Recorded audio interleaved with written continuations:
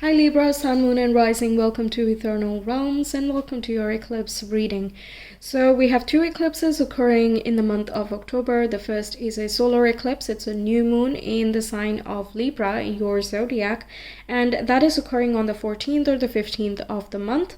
And that of course falls in your first house of personality, attitude, your sense of reality, as well as how you're projecting yourself out into the world and also others. Now, the second eclipse is a full moon lunar eclipse in the sign of Taurus. That falls in your 8th house of investment, shared resources, intimacy, fears, insecurities, as well as shadows. So this one falls on the 28th or the 29th of the month. And these are quite interesting. Eclipses bring about fateful changes. Each one represents one side of the coin, and together they complete the full picture, which come to fruition in terms of a manifested reality 4 to 6 months from their initiation. So let's see what this is bringing in for you. We have the womb coming through. Now Libra is where the South Node is. South Node is in your sign, and I had this last year because I have a Scorpio rising, and then South Node was in Scorpio, so I'll tell you a little bit more about that. Then we have, for the second one, the mirror. That's also very interesting because it talks about projection, seeing yourself in others and understanding yourself through the lens of another.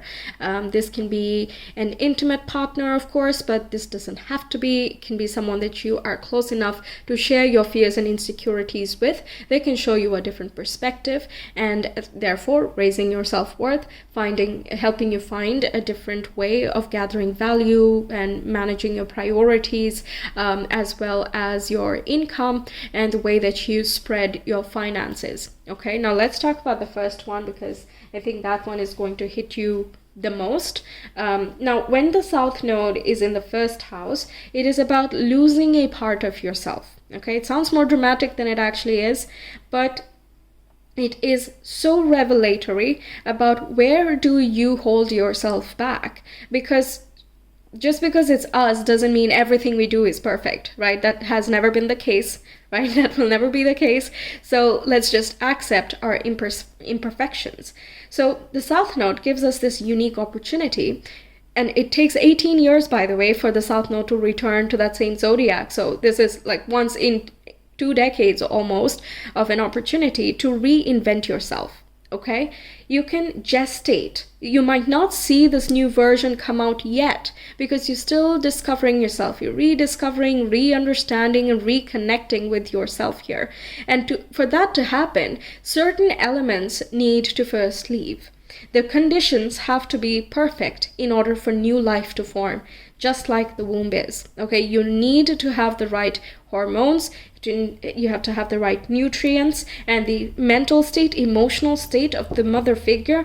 All of those things need to be just right in order for life to be created and to be sustained. Yes, so whatever this new version of you is emerging, it's here to stay, and that's what the universe is going to prepare you for.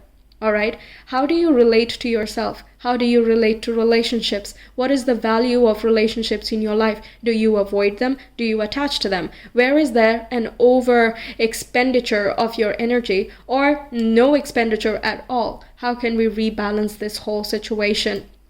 Okay, you might want to create something to express yourself, because whatever you're feeling at this time, there might be a lot of thoughts and lots of communication that you might have with yourself, and also by observing others, you might just think so many things to yourself that it just makes you introspect. Okay, you might contemplate, okay, do I do this? Do I do that? What is more me? What is more me? That is the biggest question here. Okay, now a little bit of the personal experience here with a South Node in my sign. Now, of course, Scorpio expresses very differently from Libra, so I will not directly translate, but I generally had some time for myself whenever the eclipse happened in Scorpio, and it just so happened, it was very coincidental, could not have orchestrated it myself, but it just so happened that my friends were busy or something else was going on in other people's lives, and I was like, whoa, okay, so they're going through their part, and I'm just by myself, and I'm reading, relaxing, I'm doing my thing.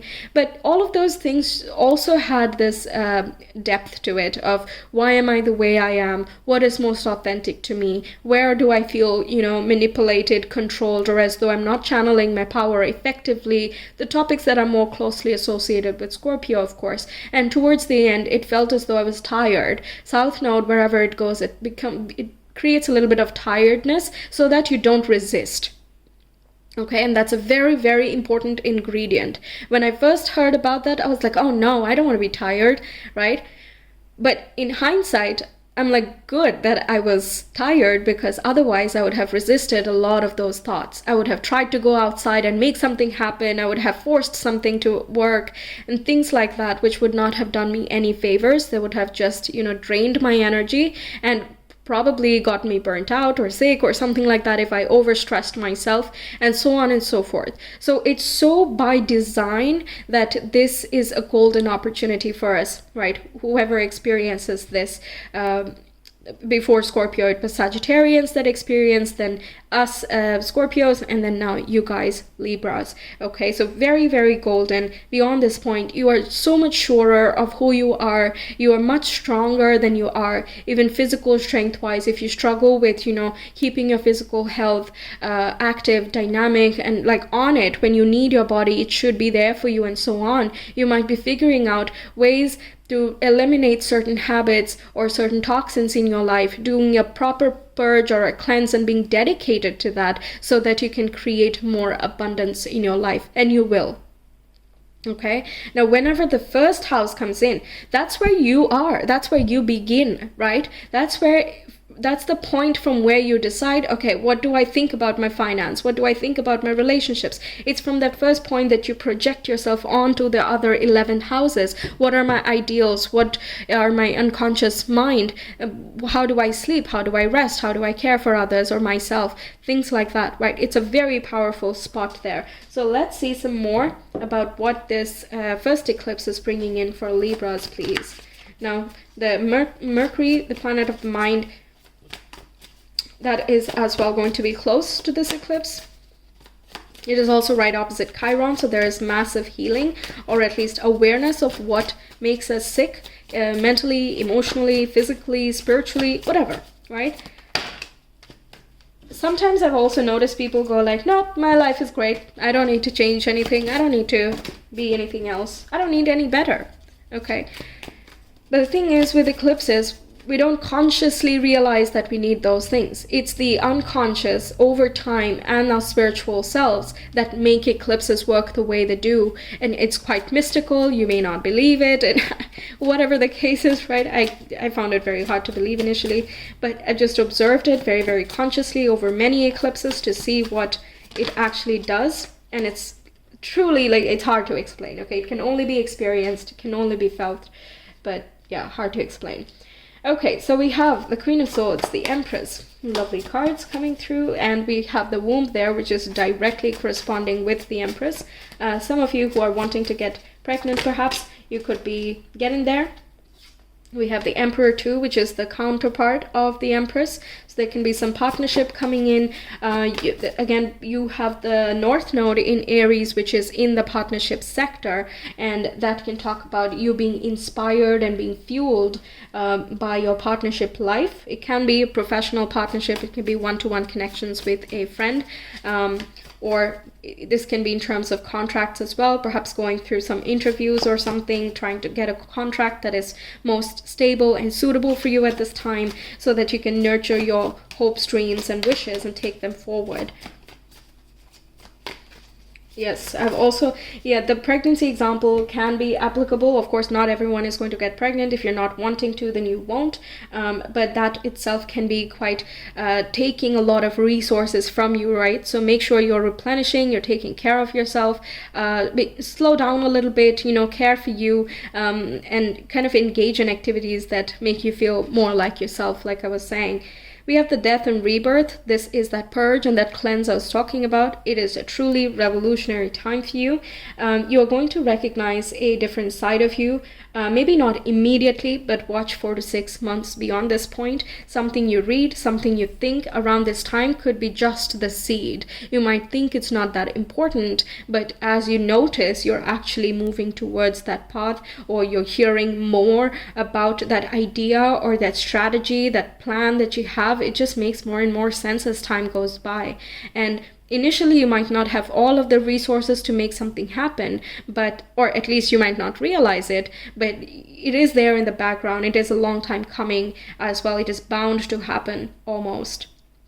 I love the combination of the Empress and Emperor, which indicates you have the space to create something, and you also have the energy to create something as well. But I also feel, because all of these are major arcana plus a court card, that it might be externally introduced. Like someone tells you, hey, there is an opportunity there, go over there. Okay, or it can be that your boss is telling you some type of advice or giving you some type of direction that makes you think, okay, well, I think I like this, I'm going to go ahead with this, but I'm not sure at this time.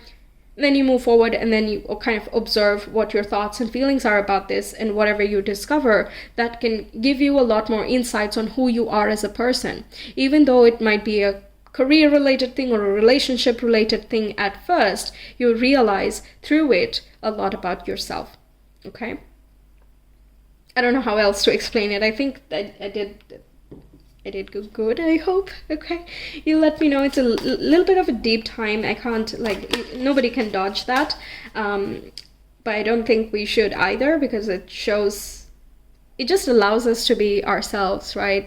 That's such a liberating feeling and experience that I don't know why anybody would resist it. And I don't think you're trying to. There's nothing to resist here, you know? The Queen of Swords, she's fully capable. You are an air sign, okay? You know how to think, you know how to talk, you know how to make the pros and the cons and the decision making, critical thinking, all of these things you can do, and that's what the Queen of Swords is representing here. You're able to take an analytical look at things, and you're closely evaluating what fits into your long-term vision and what does not. None of this is about making choices for the right now. Okay, that's an important point, I think.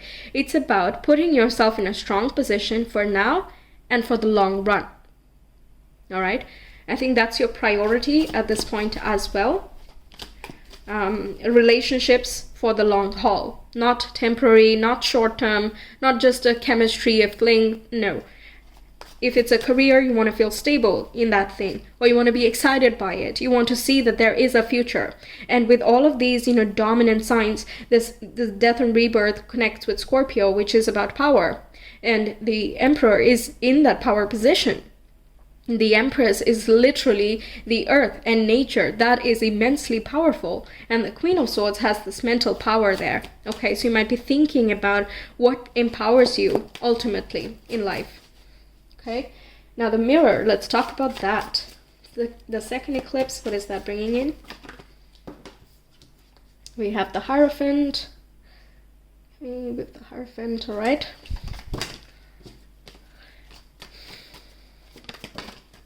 We have the Five of Wands, 2 5s coming through, okay. We have the Hermit, makes you think. Two cards about listening to this. This is going to be a bit of a spiritual one. So far, all of the zodiacs I've done, and you're the 7th sign that I'm doing. Each and every one of them has gotten a spiritual one for the second eclipse. Makes you think, makes you ponder, makes you introspect and look at what's not in alignment anymore. We have the 7 of Cups, so this is where you're making certain choices. Now, the Five of Wands, okay, that's an interesting thing, I think, for you. This is talking about competition and conflicts, where you're trying to do too many things, but they don't mesh together. It's like putting a lot of very fiercely independent people all together. Everyone has an individualistic way of working, and their methods may or may not match. There's no way to tell, but no one is willing to compromise, even though all of them have the same goal. Now, this may not be about all of the other people necessarily. Okay, it can be, Not necessarily. It can also be just your personal efforts. Let's say you're making 5 to 10 applications a day, but it's for diverse jobs, and you don't really know which one you're actually drawn to, and you're just trying to shoot, whatever hits, whatever works, that type of thing. But it can also leave you a little bit puzzled, and this tension might catch up with you around this time, and you might really ask the question, okay, what am I looking for? Like, what am I trying to do here? Okay. Apart from that, it can just be your internal world, even if it's not the application example that I gave. It can be your inner world of you make this type of effort, you give this type of commitment, but you also encourage that behavior, and so on and so forth. What is not meshing well? What is creating that feeling of chaotic internal world or a blockedness in your life? Because those are the things that you're going to move on from. And you will notice this through other people. It can be other people's fears that they are talking about, and you're observing yourself through that lens. Or it can be that, you might be talking about your own fears and insecurities with someone, and other people can have certain examples to offer to you at this time. Now, Taurus, in that 8th house of yours, it talks about that intimacy, right? So what stops you from getting intimate with someone, be it a close friend or a romantic partner? What stops you there? Also, what inhibits you from gathering enough resources in terms of your investments or savings, or looking for lucrative options to expand yourself? Are there situations where you save up a lot, and then there's a sudden expense and everything is gone and you have to start from zero? Does this keep happening? Is there a repetition there? It's about understanding patterns from the individual experiences that you've been having in the past 18 years, and kind of putting all of those things together. Okay, you're kind of connecting the dots in this particular time. Now, when the South Node is in your sign, you are in that advisory position. Other people may have a lot of things going on, which is brand new, and they might feel overwhelmed and come to you and talk to you, okay? And you are in that position of giving the advice, and your advice actually helps. So this here seems as though you can be helping others out resolve their conflicts or resolve their chaos. You have some simple solutions or simple choices, changes that someone else can make. And by being in that position of advisory, in that advisory position, you are recognizing that you have a lot more experience and wisdom than you once thought. Okay, so it requires that other person or that other interaction for you to recognize this thing about yourself. Okay, very deep time.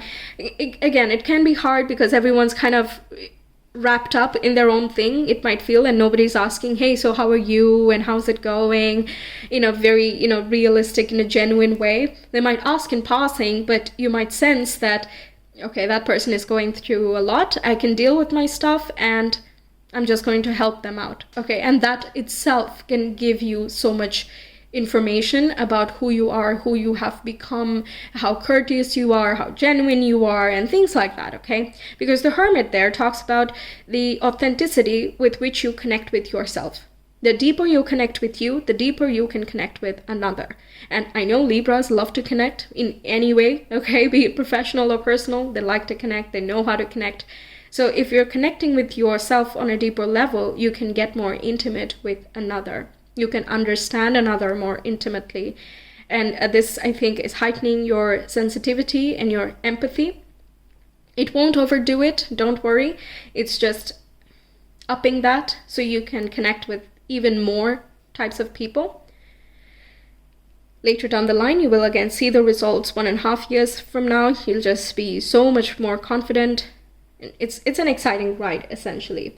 There can be multiple investment options as well. Just be careful to listen to your intuition here.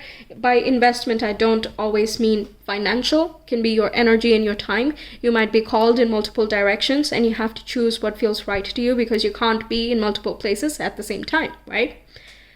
Yes. You might also be looking at what are your dreams and wishes. You might find that certain ambitions you have, they are many, and they might be pulling you in multiple directions, and you have to just make certain smart choices about where you want to see yourself in the future.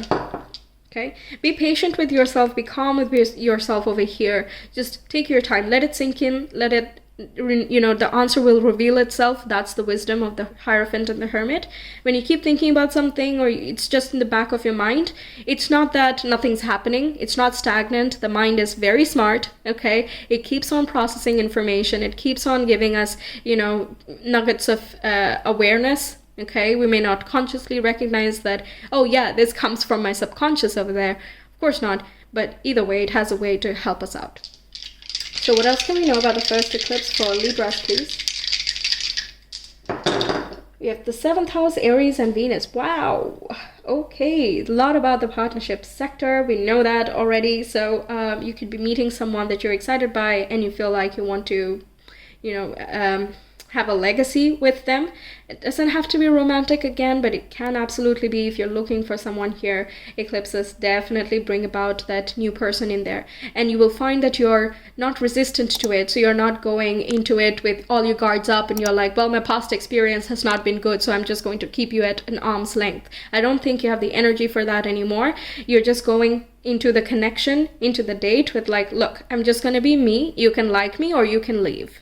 Okay, that puts you in such an empowered position. Honestly, it's so good, and it makes you so much more likable, so much more appealing, attractive, magnetic, all of these things that the Empress and the womb represent there. You're speaking more clearly, more concisely. You can explain the whole tell me about yourself, the whole introduction. You can do that in such a beautiful way. I think anybody would be like, all right, this is a very capable person. I think I can trust them with any responsibility there.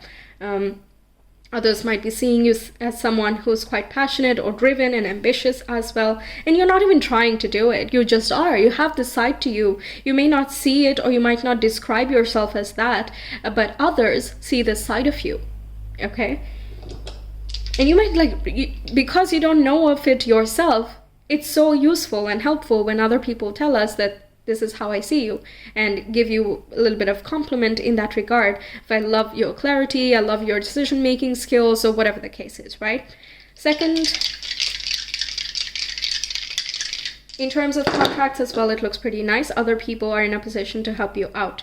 Now, the 3rd house, Jupiter and Taurus, that's awesome. 3rd house does talk about the workplace, colleagues and classmates and co-workers as well, your neighborhood, so there can be some type of dissonance going on over there, but I see that you are not bothered by it. I think it's more of an external situation, and if this is an internal context, then this Jupiter in Taurus is indicating that you are acknowledging any differences and you're trying to figure out a way to stabilize the mindset and stabilize your environment so that you bring in more abundance and peace. And I think you're helping others out with your advice so that others can manage their finance or their sense of self-worth, how to prioritize and things like that. You could be giving some type of decision-making advice essentially. Okay, what voice do you listen to? How do you know? How do you think? And these things like that. And we don't walk around asking ourselves those questions, right? So whenever someone comes in and asks you that, it really makes you think. You're like, well, I don't know how I make decisions necessarily. Like, I know I do pros and cons, but how do I know? You might actually have to think, how do you know? How do you sense things? And how do you create peace when there is none? Okay? Your advice is super, super respected at this time. So that's what I have for you, Libras. Thank you so much for being here. I hope the reading helps you out. Let me know your thoughts. I will see you some other time. Take care.